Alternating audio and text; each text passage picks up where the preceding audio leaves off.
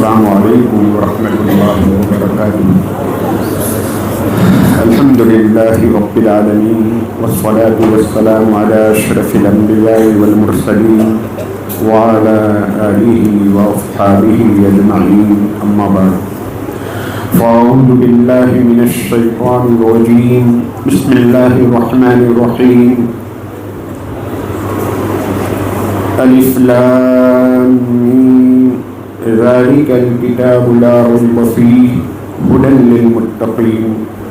آمنت باللہ صدق اللہ مولانا العظیم وصدق رسولہ النبی الکریم ونحن علی ذلک لمن الشاہدین والشاکرین والحمد للہ رب العالمین۔ قابل صد احترام صدر محترم اور حضرات علماء کرام، عزیز طلباء، نوجوان بھائیوں اور ہمارے بزرگان دین،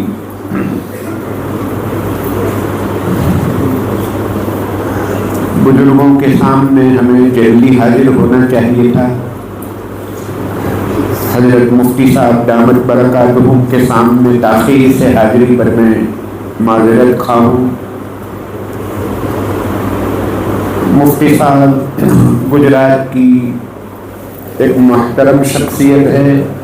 جامعہ علوم القرآن جموں سر کی خدمات بہت وسیع ہے،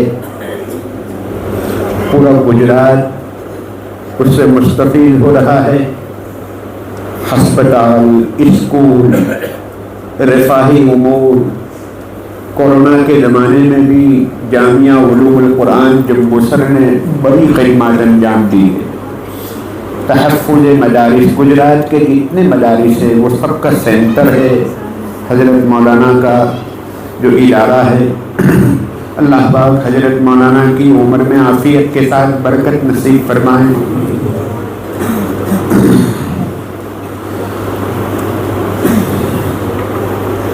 یہاں حاضر ہو کر بہت خوشی ہوئی۔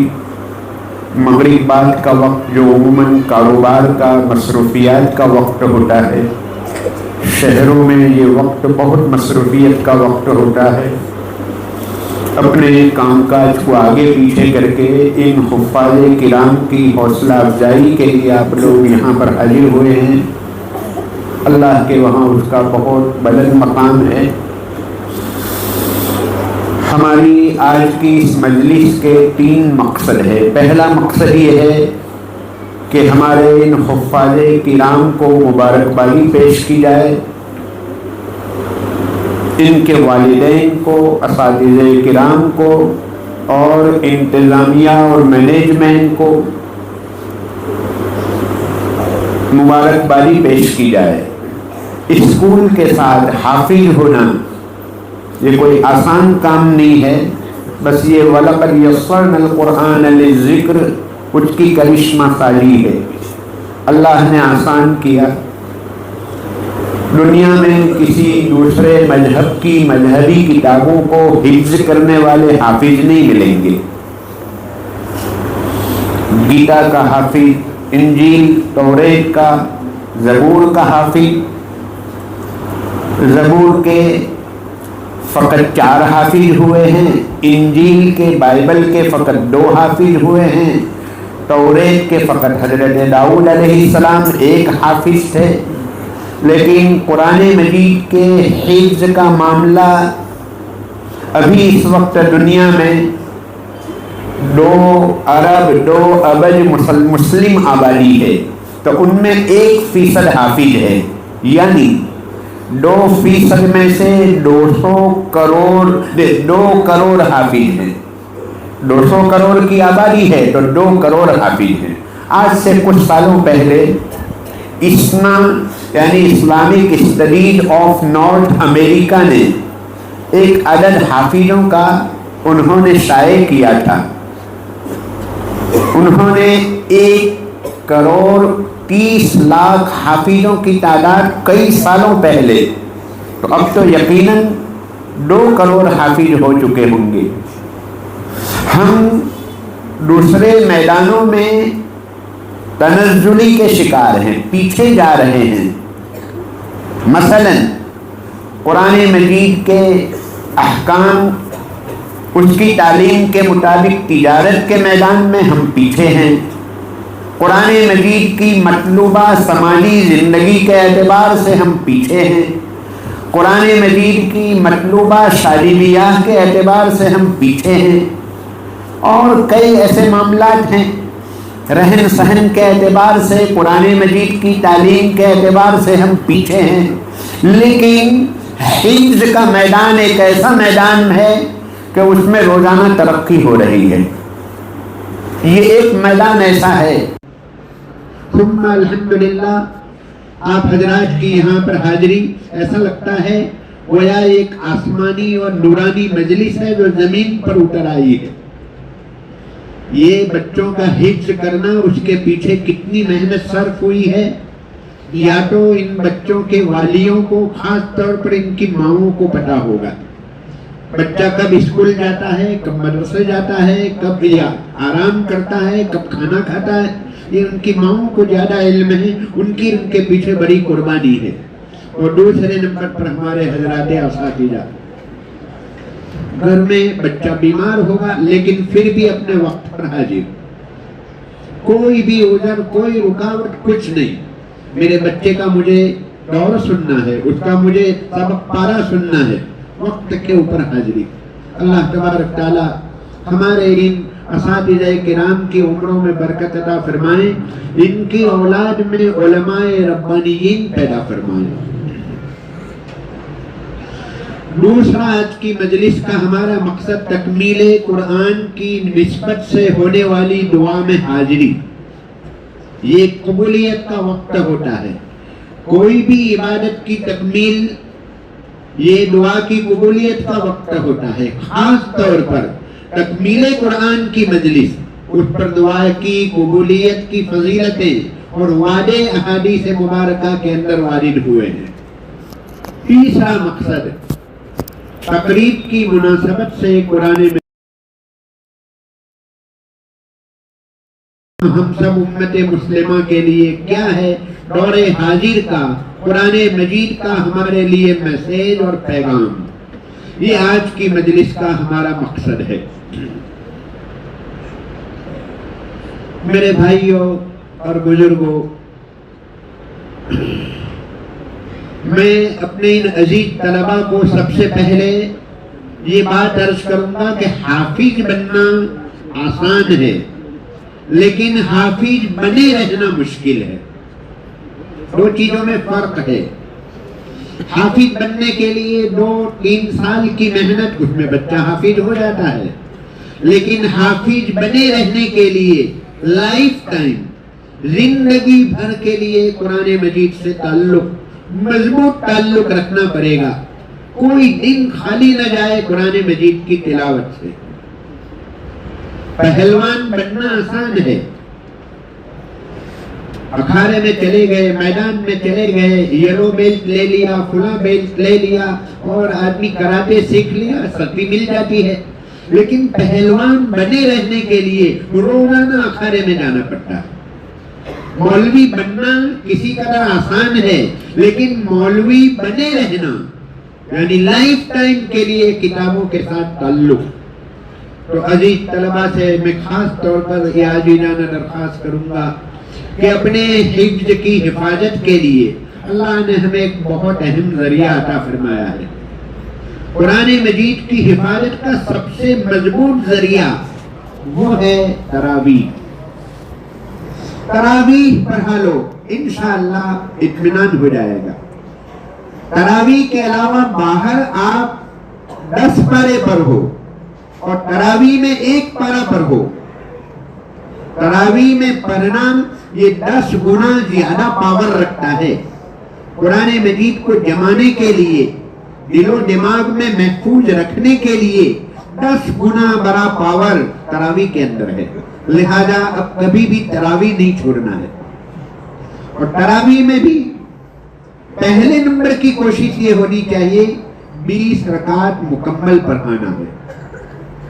8-12 یا 4 والی، اور کہیں ایسا نہ ہو کہ 2 رکعت والا نظام بھی ہمیں ان آنکھوں کو دیکھنا پڑے، کہیں ایسا نہ ہو۔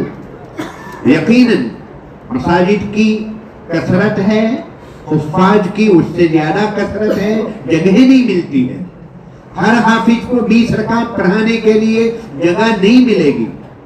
اس کا علاج یہ ہے کہ ہم مسجد میں فرض نماز ادا کرنے کے بعد پھر مدرسوں کی درسگاہوں میں کلاسز میں چلے جائیں، یا اپنے مکانوں کے ایسے حجروں میں چلے جائیں، کوئی اسکول ہو اسلامی اسکول تو ان کے کمروں میں وہاں پر ہم تراویح کا نظام قائم کریں، کوئی ایسی دکانیں ہیں، کوئی شو روم ہے تو وہاں پر شٹر ڈال کر وہاں پر آپ نماز چالو کر لیں، تراویح پڑھ لیں۔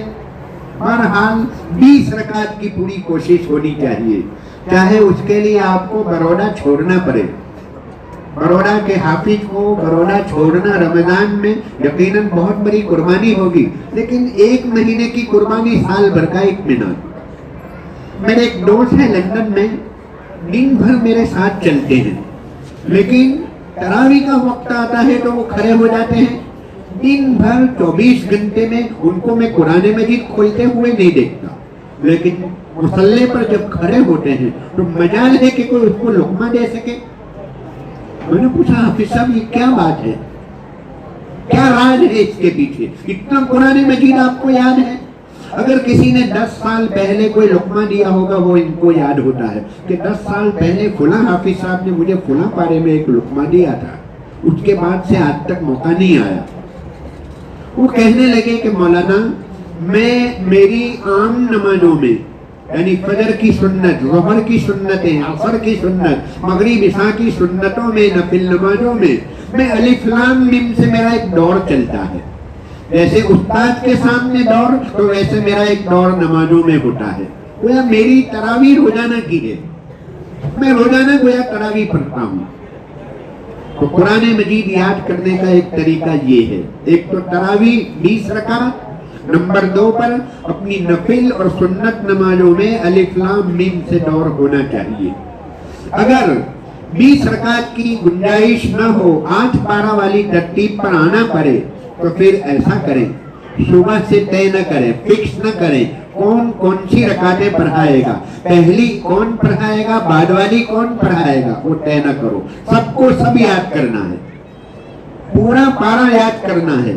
پھر مغرب میں طے کرو کہ آپ کو پہلی 12، آپ کو بعد والی 8 پڑھانی ہے، آج آپ کو پہلی 8، کل آپ کو 12 پڑھانی، پھر اس طرح کرا، یعنی کہ پورا پارہ یاد کریں۔ یہ دوسرا طریقہ ہے۔ تیسرا طریقہ، 8 پڑھا لی، 8 پڑھانے کے بعد آپ اپنی مسجد میں اپنی تراویح مکمل کر لیں، اس کے بعد 2-3 ساتھیوں کو لے کر اپنی جو 12 رکعت والا جو پارہ ہے جو باقی رہ گیا، آپ وہاں نفل میں کھڑے ہو جائیں، لیکن 3 آدمی سے زیادہ کی جماعت نہ ہو۔ نفل کی جماعت 3 سے زیادہ یعنی 4 آدمی کی جماعت مکروہ ہے۔ 2 یا 3 حافظ کو لے کر کھڑے ہو جائیں، 2 یا 3 آدمیوں کو لے کر کھڑے ہو جائیں، اور ان کو پھر وہ 12 والی آپ مقدار پڑھا لیں، چاہے تو 2 رکعت پڑھائیں لیکن پارہ پورا کرنا ہے۔ 8 رکعت آپ نے مسجد میں پڑھائی اور باقی 12 کو اپنے 2-3 دوستوں کے ساتھ پڑھ لیں، یہ طریق ہے۔ حفاظ سے میں 1-2 باتیں مجھے خاص طور پر عرض کرنی ہے۔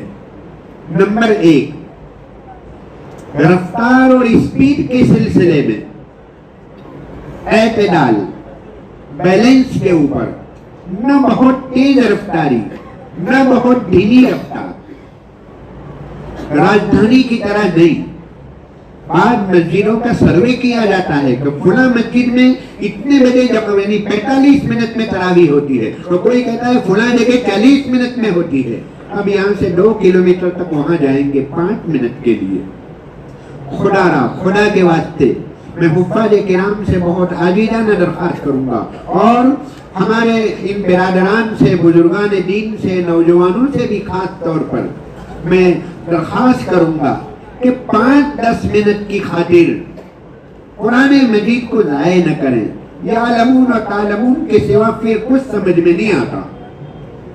اتنی تیز رفتاری اور ایسی اسپیڈ کہ جس میں یعلمون تعلمون کے سوا کچھ سمجھ میں نہ آئے. یہ قرآن مجید کے ساتھ مذاق ہے، اور قرآن مجید کے ساتھ بھی مذاق ہے، نماز کے ساتھ مذاق ہے، بلکہ اللہ کے ساتھ مذاق ہے. آپ اللہ کا کلام پڑھ رہے ہیں، اللہ کے کلام کو اصول کے مطابق پڑھنا چاہیے، تو اتنی تیز رفتاری، اتنی اسپیڈ بالکل مناسب نہیں ہے. 5-10 منٹ کا فرق پڑتا ہے، زیادہ فرق نہیں پڑتا. ہمارے پبلک کو چاہیے کہ وہ حفاظ کرام کو ساتھ دے، ان کو یہ کہیں کہ حافظ صاحب 5 منٹ تاخیر ہو تو فکر مت کرنا، لیکن اچھا قرآن پڑھنا، صحیح قرآن پڑھو. حفاظ کو میں یہ بھی کہوں گا اتنی دھیمی رفتار بھی نہ ہو کہ پھر ہماری پبلک کا امتحان ہو جائے. سب اتنے مضبوط اور قوی الایمان نہیں ہوتے ہیں، اور رفتار میں ہمیں حدرن پڑھنا ہے، بہت دھیمی رفتار نہیں، حدرن.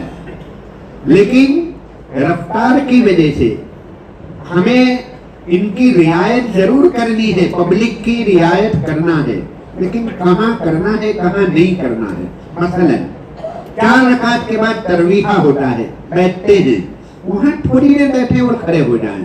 بیٹھنا ضرور ہے اس لیے کہ سنت ہے، سنت کو نہ چھوڑیں، تھوڑی دیر بیٹھ کر کھڑے ہو جائیں.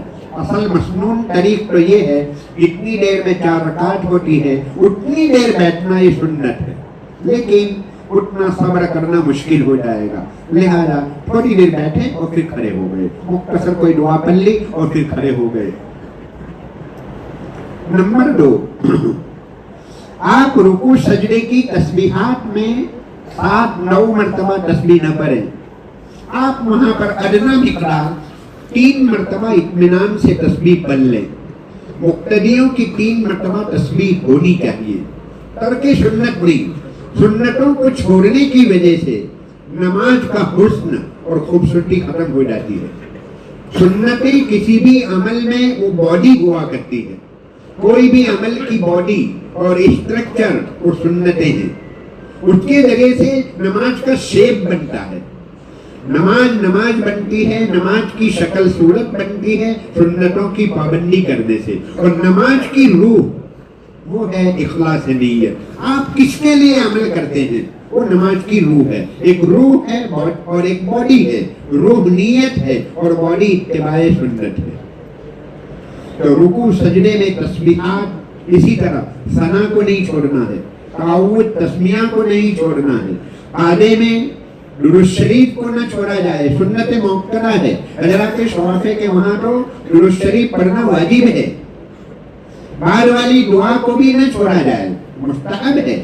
کوئی ایمرجنسی ہو، وضو کا مسئلہ کھڑا ہو گیا، خطرہ ہوا، ایسے موقع پر امام نے اگر آخری دعا نہیں پڑھی تو ایسے موقع پر کبھی گنجائش نکل آتی ہے، باقی دعا کو بھی نہ چھوڑا جائے. وہی بات ہے، آپ اندازہ کر لیں گے مشکل سے 10-15 منٹ کا فرق پڑتا ہے، زیادہ فرق نہیں.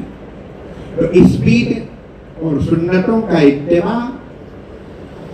ایک چیز اور جو بہت اہم ہے، ضروری ہے، وہ ہے تعدیل ارکان، یعنی رکوع کے بعد قیام کرنا، 2 سجدوں کے بیچ میں بیٹھنا، جس کو جلسہ کہتے ہیں. اس کو قوما کہتے ہیں، اس کو جلسہ کہتے ہیں.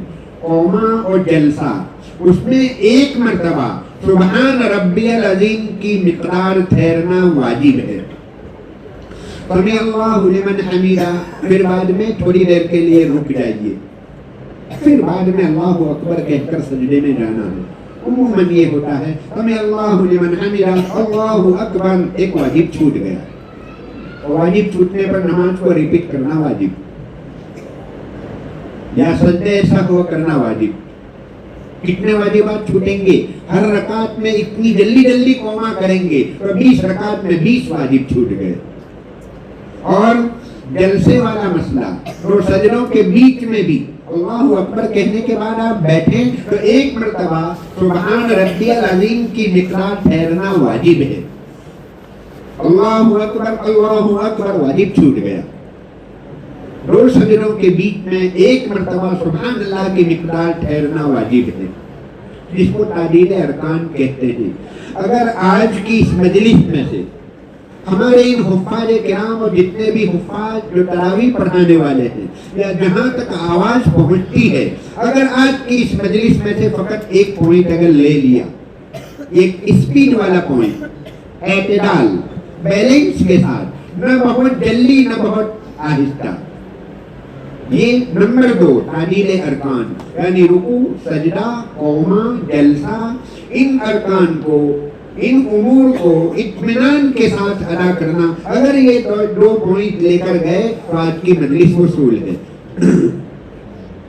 بات سمجھ میں آ گئی؟ میں حفاظ کرام سے خاص طور پر میں پھر کہوں گا کہ یہ 2 باتوں کا خیال کرنا ہے، اسپیڈ، نہ بہت دھیمے نہ بہت اسپیڈ کے ساتھ، اور اسی طرح رکوع، سجدہ، قومہ، جلسہ، اس میں سنتوں کا اتباع ہو تو نماز میں جان پڑے گی۔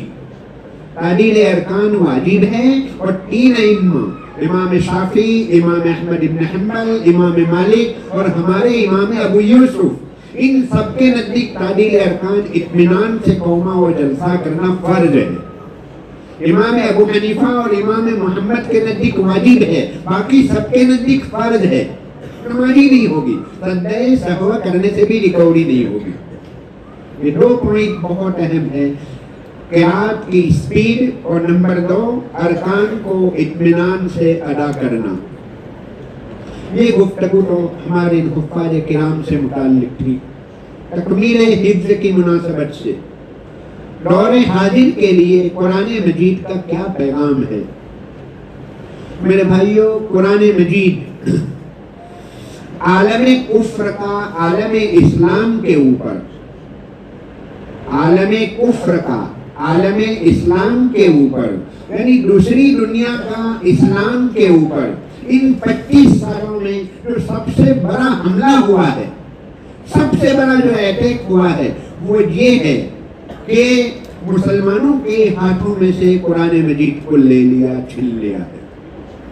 ٹیکنالوجی نے ہمارے قرآن مجید کے وقت کو لے لیا۔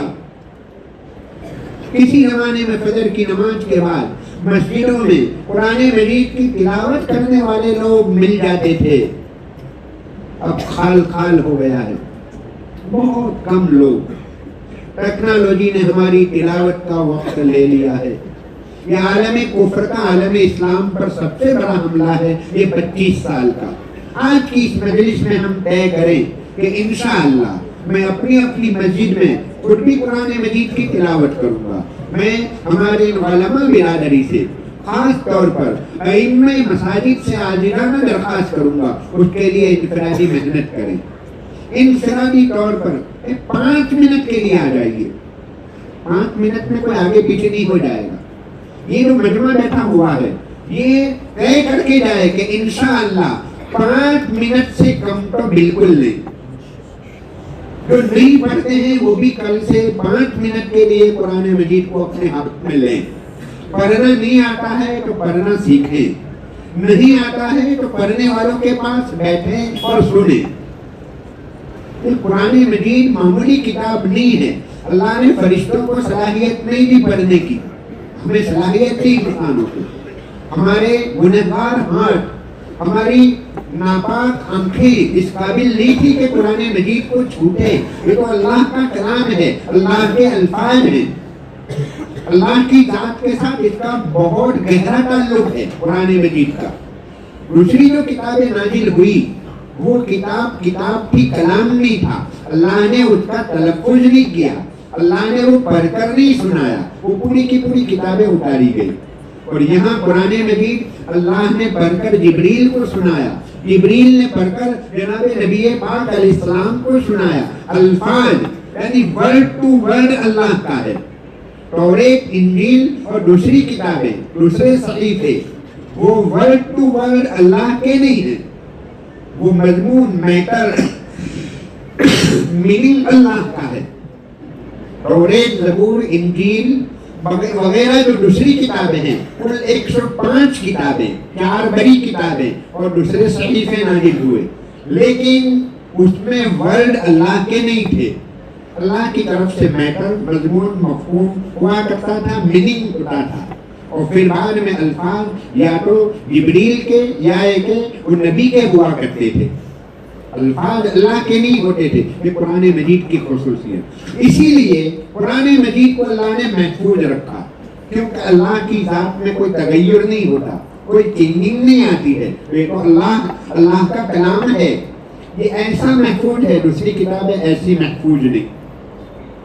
बहुत से लोग दुनिया में ये दावा करते हैं कि हमारा मजहब हक है, हर कोई यही कहता है कि मेरा मजहब हक है, बाकी सब बातिल है। हम भी कहते हैं कि इस्लाम हक है, उसके अलावा कोई नहीं। दलील क्या है आपके पास? इस्लाम हक है, उसकी क्या दलील है? उसकी सबसे बड़ी दलील ये है कि कुरान मजीद वैसा ही महफूज है जैसा नाजिल हुआ था। 1400 साल में कोई चेंजिंग नहीं हुई है, नुक्ते की भी कमी नहीं आई है। और दूसरे मजहब की किताबों में चेंजिंग हो चुकी है, रद्द बदल हो चुका है। हजरत उस्मान रज़ी अल्लाह तआला अन्हु के ज़माने में पूरी दुनिया में आपने 7 नुस्खे, कॉपियां कुरान मजीद की हाथों से लिखवा कर रवाना की थी, दुनिया में रवाना फरमाई थी। उनमें से 3 किताबें, 3 कुरान मजीद जो हजरत उस्मान के ज़माने में लिखे गए थे, आखिर में लास्ट पेज के ऊपर ये लिखा हुआ है कतबहु उस्मान इब्न अफ़्फ़ान। ऐसी 7 कॉपियां दुनिया में रवाना हुई थी, आज 3 कॉपियां महफूज है, एक तुर्की में महफूज है। तो कॉपी म्यूजियम नाम का वहां पर एक म्यूजियम है, वहां पर वही कॉपी महफूज है।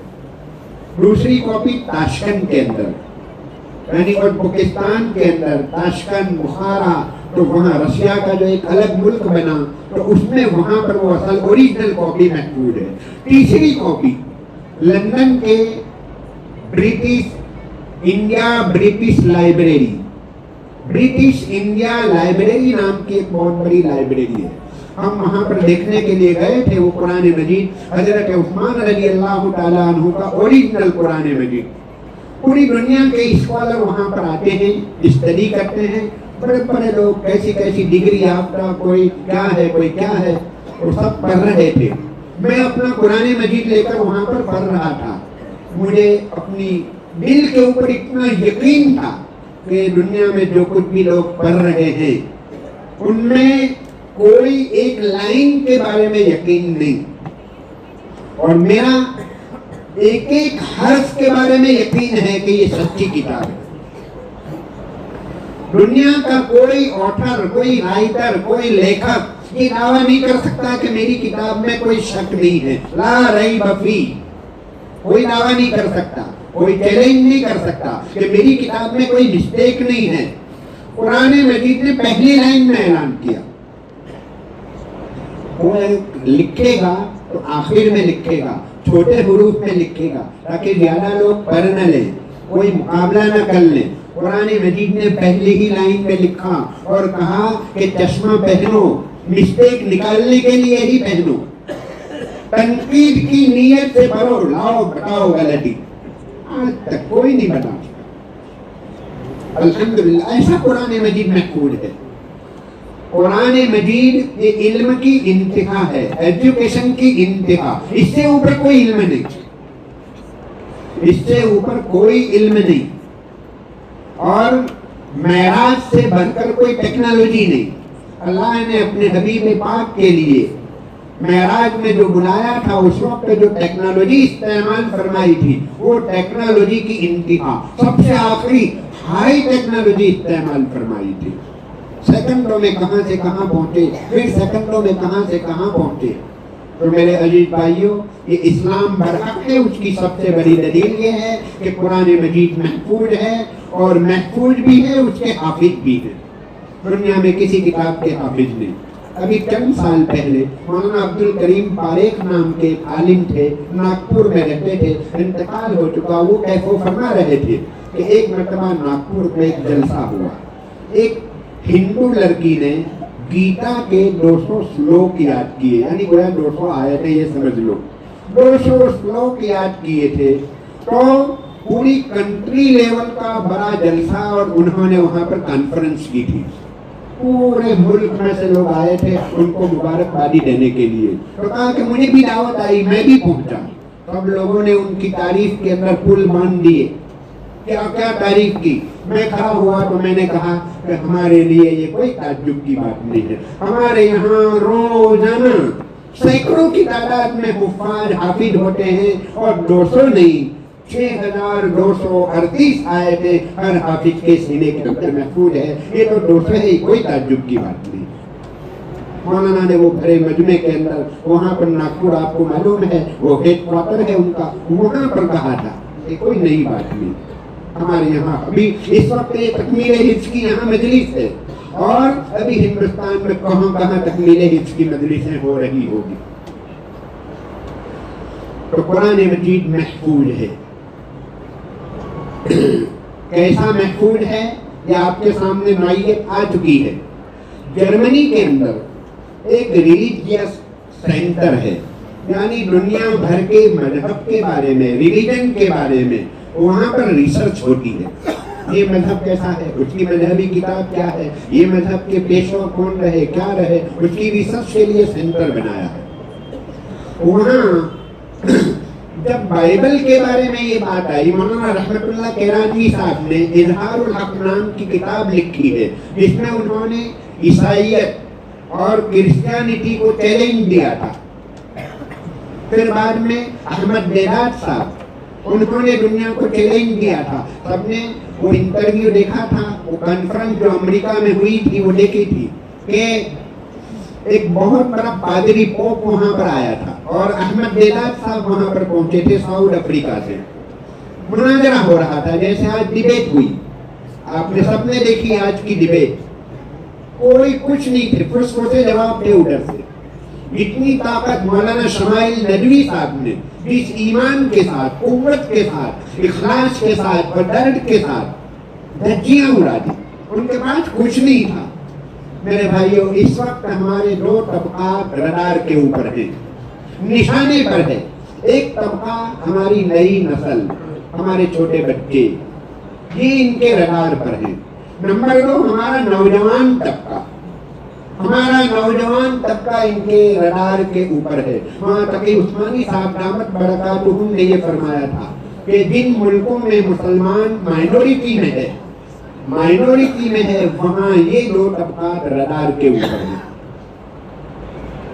हजरत मौलाना अली मियां साहब रहमतुल्लाह अलैह अमेरिका से वापसी हुई, मैंगलोर में आपका इंटरव्यू हुआ, आपको पूछा गया कि इस वक्त हिंदुस्तान के मुसलमानों का सबसे गंभीर मसला क्या है। उस वक्त वो शाबानी वाला केस चल रहा था और भी क्या क्या मसाइल हमारे मुसलमानों के जो हुआ करते हैं, कॉलेजों में एडमिशन के हैं, रोजी रोटी के हैं, लाइसेंस के हैं, तो सारे मसाइल थे। तो मौलाना अली मियां साहब का इंटरव्यू लिया गया, आपको पूछा गया कि हिंदुस्तान के मुसलमानों का सबसे बड़ा मसला क्या है। हज़रत मौलाना ने जवाब दिया, मसाइल बहुत सारे हैं, लेकिन वो सब मसले वक्त के गुजरने के साथ हल हो जाएंगे। लेकिन इस वक्त सबसे बड़ा मसला इर्तिदाद ज़हनी, यानी कि दिलो दिमाग शुकूक शुबहात से जो भरे जा रहे हैं। टेक्नोलॉजी ने 2 काम किए हैं। टेक्नोलॉजी एक काम ये कर रही है, शुकूक व शुबहात पैदा करती है इस्लाम के बारे में, जनाब नबी पाक अलैहिस्सलाम के बारे में, कुरान के बारे में, हमारे निज़ामे निकाह के बारे में, हमारे अकाइद के बारे में और मुख्तलिफ किस्म के ऑब्जेक्शन, तो शुकूक व शुबहात डाउट पैदा करते हैं। दूसरा काम टेक्नोलॉजी कर रही है, शहवात, बेहयाई पैदा करना। LGBTQA+ क्या क्या अलाएं बलाएं दुनिया के अंदर, वो बेहयाई फैलाने का काम इसने किया है। 2 काम मेरे भाइयों, शुकूक व शुबहात का जहाँ तक ताल्लुक है, मैं हमारे अइम्मे मसाजिद से आज जाना दरख्वास्त करूँगा कि इस वक्त पहली फुर्सत में हमें अपनी मस्जिदों में दरसे कुरान करने की ज़रूरत है। दरसे कुरान, कुरान मजीद का दर्स हो, तफसीर हो, 15 मिनट के लिए, 10 मिनट के लिए, जितनी गुंजाइश हो। मुख्तसर पीरियड मुख्तसर होना चाहिए ताकि हर कोई वहाँ शिरकत कर सके। ईमान की अगर हिफाजत करनी है तो कुरान मजीद से मरबूत होना पड़ेगा। कुरान मजीद से आपको हर जवाब मिलेगा। मौलाना ने आज जो जवाबात दिए हैं, हर एक के पीछे कुरान क्या है, हर एक के पीछे हदीस। अल्हम्दुलिल्लाह کوئی ڈرنے کی گھبرانے کی ضرورت نہیں. 500 ڈاکٹر اس وقت یہاں جمع ہوں اور اگر اسلام کے بارے میں کوئی سوال کریں تو انشاءاللہ یہ علماء کی جو جماعت ہے وہ جواب دے سکتی ہے.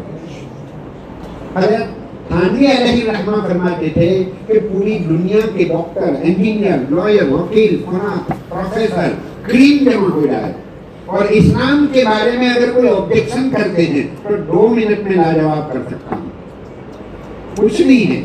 یہ جو ناستک ایتھیسٹ جاوید اختر جو ناستک ہے، ایتھیسٹ ہے، اللہ کرے اچھی خبریں آ رہی ہے کہ اللہ نے اس کو قبول اسلام کی توفیق دی، اللہ کرے کہ سب خبر صحیح ہو، بلکہ بہت کچھ امید ہے. یہ کیا وہاں جو لوگ موجود تھے ان میں سے بھی اللہ کئی لوگوں کو اسلام کی توفیق دیں گے. اس لیے کہ پوری دنیا نے دیکھا، بیرون سے فورن سے بھی خوشخبریاں آ رہی ہے. یہ پروگرام کو دیکھنے والوں نے کہا کہ کتنا قوت ایمانی کے ساتھ مولانا گفتگو کر رہے تھے. ان کے سامنے وہ یعنی کتنا ایکسپیرینس والا آدمی، فورن میں ان کی کئی کانفرنسیں ہوتی ہے لیکن جواب پوچھے تھے کچھ نہیں. حقیقت یہی ہے کہ ایتھیزم کا مقابلہ کرنا کوئی مشکل بات نہیں. ان کے پاس کوئی دلیل نہیں ہے. خدا کے وجود کے بارے میں وہ لوگ سوال کرتے ہیں کہ خدا کہاں ہے، خدا کو کس نے پیدا کیا. اس قسم کے یہ دلیلیں، اس قسم کے سوالات کرتے ہیں وہ لوگ کہ خدا ہے تو خدا نظر تو آتے نہیں. ارے نظر کا نہ آنا نہ ہونے کی دلیل نہیں ہے. ہزاروں چیزیں ایسی ہے دنیا میں جو نظر نہیں آتی. میری روح مجھے نظر نہیں آتی، میرا دماغ مجھے نظر نہیں آتا، میرے بدن کے اندر کیلشیم ہے، آئرن ہے، فلاں ہے، وہ سب مجھے نظر نہیں آتا. خوشی اور غمی نظر نہیں آتی، محبت اور نفرت نظر نہیں آتی، سردی اور گرمی نظر نہیں آتی. وہ جو کچھ نظر آتا ہے وہ اس کی افیکٹ، اس کا اثر ہے، ریزلٹ ہے. باقی یہ چیزیں نظر نہیں آتی ہے. ہوا نظر نہیں آتی لیکن ہے. نظر نہ آنا نہ ہونے کی دلیل نہیں ہے. ہزاروں چیزیں ہم مانتے ہیں، پھر یہاں آ کر کیوں رک جاتے ہو؟ پوچھتے ہیں کہ خدا کہاں ہے. خدا ہر جگہ ہے لیکن خدا کا جسم نہیں ہے، باڈی نہیں ہے کہ ہم اس کو دیکھ سکیں. دنیا میں ہماری آنکھیں فانی ہے اور اللہ کی ذات باقی ہے. فانی باقی کو نہیں دیکھ سکتا. ارے دنیا میں ہم سورج کو مئی مہینے میں، جون مہینے میں دوپہر کے وقت سورج کو نہیں دیکھ سکتے. کیوں؟ آنکھوں میں طاقت نہیں ہے، وہ گرمی کو برداشت نہیں کر سکتے. اللہ کے جلال کو، اللہ کی تجلیات کو، اللہ کے جمال کو کون دیکھ سکتا ہے؟ سورج کو نہیں دیکھ سکتے تو سورج بنانے والی ذات، اس کا جمال، اس کا جلال، اس کی تجلیات، کون سی آنکھ میں طاقت ہوگی کہ وہ اس کو دیکھ سکے؟ نمبر 2، اللہ نظر نہیں آتے. نظر آ جانے کے بعد پھر کون انکار کرے گا اللہ کے وجود کا؟ امتحان تو اسی میں ہے. بن دیکھے ماننا، بن دیکھے ماننا اسی کے اوپر انعام ہے. اسلام یہ کہتا ہے کہ بن دیکھے مانو لیکن بن سوچے نہیں. بن دیکھے کی دعوت ہے، یؤمنون بالغیب، لیکن بغیر سوچے نہیں. سوچنے کی دعوت بھی ہے. عقل کا استعمال کرو، غور کرو، تدبر کرو، تفکر کرو، سوال کرو، کوئی حرج نہیں. علماء سے مربوط رہو. میرے نوجوان بھائیوں، کوئی بھی سوال ہو، ٹیکنالوجی کے راستے سے آنے والے سوالات کے جوابات وہاں گوگل کو مت پوچھو. جو سوال دل و دماغ میں آتے ہیں تو گوگل کے ذریعے جواب مت لو. جہاں سے بیمار ہوئے وہیں سے دوا لے رہے ہیں. اس لیے کہ اندر جو چینلیں ہوگی، ویب سائٹیں ہوگی، وہ نام آپ کو مسلم نام ملیں گے لیکن اندر کرسچینٹی کام کر رہی ہوگی. عبد القیوم، ڈاکٹر عبد القیوم کا نام ہوگا لیکن وہ ڈاکٹر عبد القیوم نہیں ہے، وہ کچھ اور ہیں. وہ جان بوجھ کر ہمیں پھنسانے کے لیے، چیٹنگ کرنے کے لیے ڈاکٹر عبد القیوم کا نام ہوگا، اندر کرسچن ہوگا تو وہ تو وہی جواب دے گا. گوگل میں وہی بھرا ہوگا، وہ آپ کے سامنے آئے گا. شروع کی جو چینلیں اور ویب سائٹیں جو ہوا کرتی ہے وہ قادیانیوں کی ہوگی، کرسچینٹی کی ہوگی. وہ بڑی بڑی رقمیں دے کر وہ چینلیں خرید لیتے ہیں. آپ وہاں سے جواب لینے جاؤ گے تو ان کی طرف سے جواب ملیں گے جو غلط جواب ہوں گے. علماء سے رابطہ قائم کرو، دارالفتہ سے سوالات کرو. ہر روز آپ کا سوال جانا چاہیے دارالفتاء میں، انشاءاللہ جواب مل جائے گا. کوئی مسئلہ ایسا مسئلہ نہیں ہے. ایتھیسٹ اور ناستک لوگوں کا کوئی ایسا کوئی مضبوط دلیل نہیں ہے. ان کو کہتے ہیں کہ 2 منٹ میں پلٹنا آسان ہے. چند سوالات ہوتے ہیں گھسے پیٹے چند سوالات کو لے کر چلتے رہتے ہیں. میری اپنے نوجوان بھائیوں سے یہ گزارش رہے گی کہ ایسے لوگوں سے مت الجھو. آپ کو ٹرین میں ٹریولنگ میں سفر کرتے ہوئے یہاں وہاں ایسے لوگ ملیں گے، وہ بڑی تیاری کے ساتھ آپ سے بات کریں گے. ان سے کہو کہ آپ کا نمبر دے دو، ہم اپنے دھرم گرو کے ذریعے آپ کو جواب دلواتے ہیں. اس لیے کہ آپ کی لائن نہیں ہے. آپ پڑھو گے تو الٹے چل میں پڑ جاؤ گے. ایسا نہیں کہ جواب نہیں ہے، آپ کے پاس جواب نہیں ہے، جواب موجود ہے. ایک سوال کے ہمارے پاس والیوم موجود ہے. آپ مدرسوں میں آئیں، لائبریریوں میں آئیں، کتب خانوں کو دیکھیں تو آپ کو اندازہ ہوگا ایک تفسیر کی 200 جلدیں، 200 والیوم کی تفسیر کی کتاب، اور پھر بھی وہ لیکھک یہ نہیں کہہ سکتا کہ یہ لاسٹ اینڈ فائنل ہے. نہیں، قیامت تک قرآن مجید کی تفسیر کرنے والے تفسیر کرتے رہیں گے. اللہ نے قرآن مجید دیا ہے، قرآن مجید کی تلاوت کو لازم پکڑو. جو پڑھ رہے ہیں روزانہ وہ 5 منٹ کا اضافہ کرو. قرآن مجید کے تعلق میں 5 منٹ کا اضافہ کرنا ہے. نہیں پڑھتے ہیں وہ 5 منٹ پڑھاؤ، جو پڑھتے ہیں وہ 5 منٹ کا اضافہ کرو، وہ تعلق کو بڑھاؤ. اور دوسرے نمبر پر مساجد میں درس قرآن میں حاضری دو. کسی بھی حال میں اگر ایمان کو بچانا ہے، بہت نازک دور سے ہم لوگ گزر رہے ہیں. ہمارے دل و دماغ کو وساوس، خیالات اور اشکالات اور سوالات کا جنگل بنا دیا ہے ٹیکنالوجی نے. اگر اس زمانے میں اگر ہم علماء سے اور مفتیان کرام سے اگر رابطہ قائم نہیں کریں گے تو پھر ہمارا ایمان چھین جائے گا. ایمان کی حفاظت کے لیے محنت کرنی پڑے گی. اللہ نے ایسا قرآن مجید ہمارے ہاتھوں میں دیا ہے. دنیا یوں ہی اسلام نہیں قبول کرتی ہے. 85% لوگ اسلام قبول کرتے ہیں، وہ قرآن مجید کی بنیاد پر قبول کرتے ہیں. کہیں وہ گئے، کوئی ہوٹل میں ٹھہرے تھے، کوئی پروگرام میں گئے تھے، وہاں پر ہوٹل میں انہوں نے ان کا ہاتھ کہیں پر لگ گیا اور وہ قرآن مجید کھلا، وہ قرآن مجید پڑھنا شروع کیا اور ان کے دل و دماغ نے کہا کہ یہ تو میرے سوالات کا جواب ہے، یہ میرے سوالوں کا جواب ہے. ہمیں اصل میں اندازہ نہیں ہے کہ قرآن مجید کیا دولت ہے. ہم یہ سمجھتے ہیں قرآن مجید چھوٹے بچوں کے پڑھنے کی کتاب ہے. ہاں، ایسا نہیں ہے. میں نے جیسا کہ کہا یہ علم کی انتہا ہے، اس سے اوپر کوئی علم نہیں ہے. مثلا سائنس یہ بتلائے گی زمین کیا ہے، آسمان کیا ہے، ستارے کیا ہے، پہاڑ کیا ہے. لیکن سائنس آپ کو یہ نہیں بتا سکتی کہ زمین کیوں بنائی گئی ہے، آسمان کیوں ہے. وائی کا جواب نہیں ہے، واٹ کا جواب ہے ان کے پاس. واٹ کا جواب مل جائے گا، what is the earth, what is the sky. لیکن وائی، کیوں اس کائنات کو اللہ نے بنایا، اس کا جواب ان کے پاس نہیں ہے. بہت فتنے ہیں اس وقت. سائنٹزم کا فتنہ ہے، لبرلزم ہے، ریشنلزم ہے اور میٹیریلزم ہے، فریڈم ہے اور کیا کیا قسم کے فتنے. تو یہ سب فتنوں کے مقابلے کے لیے الحمدللہ جوابات موجود ہے. کوئی ڈرنے کی گھبرانے کی ضرورت نہیں ہے. اسلام کو ایسا کانچ کا برتن نہیں ہے کہ اوپر سے نیچے گر جائے گا تو ٹوٹ جائے گا. یہ بہت مضبوط قلعہ ہے، اس کو کوئی چیلنج نہیں کر سکتا، اس کو کوئی چیلنج نہیں کر سکتا. قرآن مجید اللہ کی کتاب ہے. اس کی ایک بہت بڑی دلیل یہ ہے کہ قرآن مجید کی کوئی ایک لائن کی کاپی نہیں کر سکتا، ایسی ایک لائن بنا نہیں سکتا. انسان کی بناوٹ کی کاپی کرنا آسان، خدائی بناوٹ کی کاپی نہیں کر سکتے. آنکھ اللہ کی بناوٹ، چشمہ انسان کی بناوٹ. چشمے جیسے 1000 چشمے بنا سکتے ہیں کیونکہ انسان کی بناوٹ، لیکن آنکھ ایک خدائی بناوٹ ہے.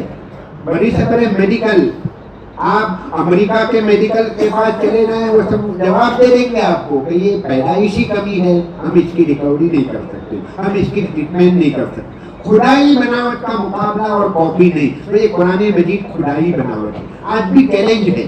اور دنیا میں کرسچنوں کے بڑے بڑے عربک کے ایکسپرٹ لوگ موجود ہیں. دمشق میں، فلسطین میں اور اسرائیل میں اور کن کن کنٹریوں کے اندر عربک کے بڑے بڑے پروفیسر ہیں، اور بنانے والوں نے، محنت کرنے والوں نے قرآن کا مقابلہ کرنے کی بہت کوششیں کی، ایک لائن نہیں بنا سکے۔ یہ دلیل ہے اس بات کی کہ یہ قرآن مجید اللہ کی کتاب ہے، اللہ کی کتاب ہے۔ دوسری کسی کتابوں کی ایسی حفاظت نہیں ہوئی، توریت زبور انجیل کی ایسی حفاظت نہیں ہوئی۔ کیوں؟ اس لیے کہ وہ ٹیمپریری، وقتی طور پر فکس ٹائم کے لیے آئی تھی اور خاص علاقے اور ایریے کے لیے آئی تھی، لیکن قرآن مجید قیامت تک کے لیے اور پوری دنیا کے لیے، پوری دنیا کے لیے، اور مشرق مغرب شمال جنوب پوری دنیا کے لیے اور قیامت تک آنے والے انسانوں کے لیے۔ اب کوئی نئی کتاب کی ضرورت نہیں۔ آپ نے دیکھا ہوگا ٹیلر کے پاس ایک عمر تک آدمی کپڑوں کا ناپ دیتا ہے، ایک عمر آ جانے کے بعد پھر کپڑے دے دیتے ہیں، وہ بنا لیتا ہے، پھر وہ رک جاتا ہے معاملہ اور پھر اسی کے مطابق چلتا رہتا ہے، اس میں ترمیم چینجنگ نہیں ہوتی ہے، آگے اوپر نہیں بڑھتا ہے، گھڑی بائیں بڑھے وہ الگ بات ہے، باڈی کبھی ایسی آگے پیچھے بڑھ جاتی ہے لیکن اوپر نہیں بڑھتا ہے۔ تو توریت زبور انجیل کا بھی وہی حال تھا، وہ بچپنا تھا، وہ ابتدائی عمر تھی انسانیت کی، تو اس وقت اس میں چینجنگ ہوتی رہی، لیکن اب اللہ نے ایسی کتاب ہدایت بھیج دی کہ ختم معاملہ، اب یہ قیامت تک چلے گی، جتنی قیامت تک کی ترقیاں آئے گی اتنی اس کی صداقت اور سچائی میں اضافہ ہوتا چلا جائے گا۔ سائنسی ترقیات کی وجہ سے اسلام پر کوئی اثر نہیں پڑتا، اسلام اور سائنس میں کوئی ایسے اس میں اپوزٹ نہیں ہے، دونوں کوئی اپوزٹ نہیں ہے، بلکہ سائنس خادمہ ہے، اسلام کی خدمت کرتی ہے۔ سائنسی ترقیات کی بنیاد پر کئی آیتوں کو سمجھنے میں مدد مل رہی ہے، دونوں میں کوئی ایسا ٹکراؤ نہیں ہے، لیکن یہ سمجھنا کہ سائنس جو بات کہے وہ قبول، وہ سچی بات اور باقی سب جھوٹی بات، یہ سائنٹزم ہے، یہ سائنس پرستی ہے، سائنس کی پوجا کرنا ہوا۔ ہم اپنی ریشنلزم یعنی عقل کی، میری عقل میں جو آئے گا وہ میں قبول کروں گا ورنہ نہیں۔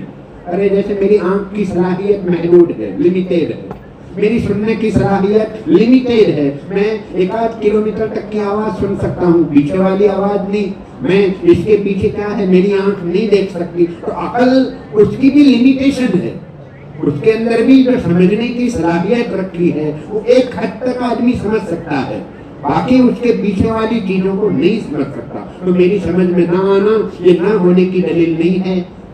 بس انہی کلمات کے اوپر میں اکتفا کرتا ہوں۔ تو ایک تو میری نصیحت یہ ہوئی ہمارے حفاظ کرام سے، اور دوسرے نمبر پر قرآن مجید کی تلاوت کا پیغام کہ ہم قرآن مجید کی تلاوت کو بڑھائیں، تیسرے نمبر پر مساجد میں دروس قرآن کا سلسلہ جاری ہو۔ اللہ تبارک تعالیٰ ہماری مجلس کو قبول فرمائے۔